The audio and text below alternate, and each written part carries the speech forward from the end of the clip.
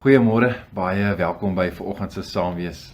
Ek dink nou sommer so 'n bietjie vir julle wat ouers is, wat al kinders in die skool het, dis mos nou weer een van die dae rapporttyd.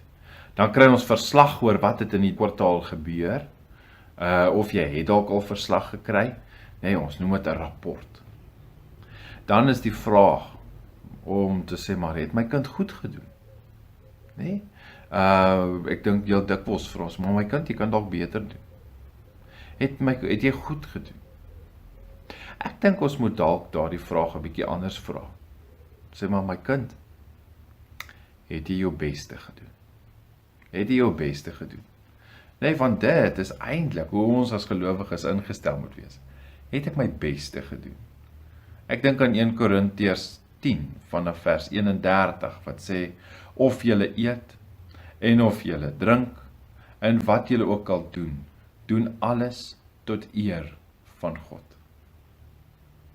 Doen alles tot eer van God. So my kind, ja, het jy goed gedoen? Dis een ding. Maar die vraag eerder te vra, het jy jou beste gedoen? Het jy dit wat jy gedoen het tot eer van God gedoen? En dit lê nie net by die rapport nie, dit lê in my hele lewe.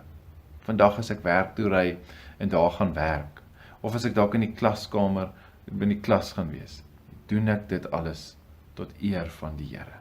Daar in die werkswinkel, of vanmiddag as ek huis toe gaan, dit waarmee ek besig is, doen ek dit tot eer van die Here. Kom ons bid saam.